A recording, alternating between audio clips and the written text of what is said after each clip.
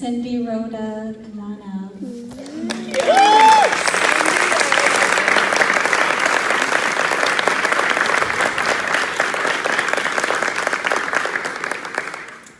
So, when I think of Cindy, three terms come to mind. And the first one is family. She has a husband she loves spending time with and three boys that she adores.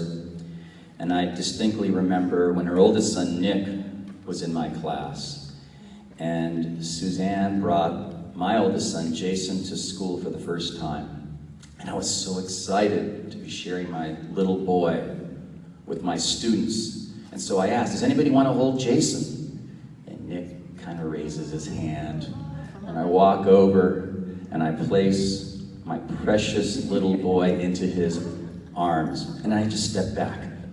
Now, I always thought that Jason had pretty big eyes as a baby, but Nick's eyes were huge. They were just bugging out, thinking, I'm holding this little creature. Hope I don't drop him. It's something I'll never forget, and I have pictures of it at home. A second term is dependability. Cindy started in our family, like, in the most difficult job, and we all know what that is, right? People like Michael, and Jules, and Shannon, and Regina, and who's the fifth one? Gabe, who's not here. I mean, you guys have the toughest job, and that's how Cindy started. And we knew that she belonged in the classroom, and so we were thrilled when she came back full-time. Which leads me to my third term, which is energetic, fun, dependable, go-getter, always willing to be part of a team player. Cindy's been part of our 8th grade team for a few years now, and she is always someone who has suggestions, is willing to help, wants to get her hands dirty, will do anything to help us out. And she's taken on the challenges of being our ASB director and leadership director for the last few years and has done a really, really fantastic job. It's going to be very hard to say goodbye to you, but I don't think this is goodbye. Because I was talking to Bob this weekend, and he already said next year for the 8th grade barbecue, he wants to be back on the grill, and so we're going to have you back then, okay?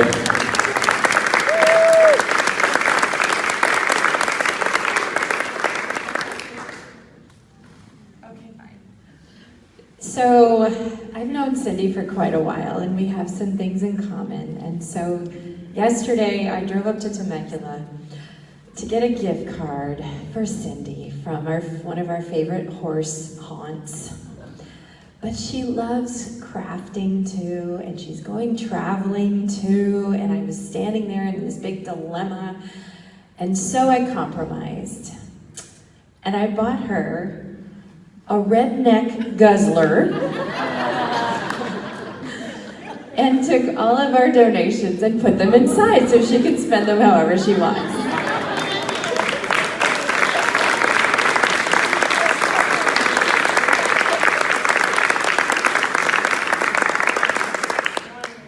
So you will be very, very missed, but I can't wait to watch all of your adventures on Facebook.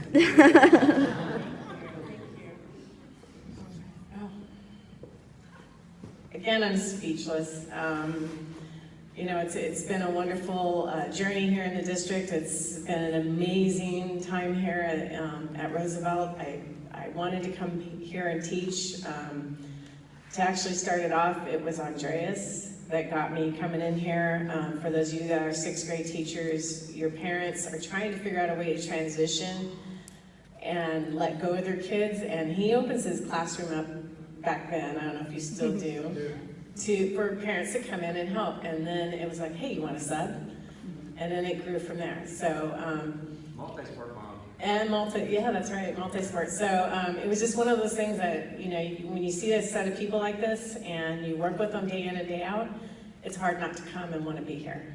So I will be back. I will not be subbing, but I will help you with Heritage Day and anything else you might want to need. And I'm just 2 minutes up the road, so when I'm home, not traveling. Okay.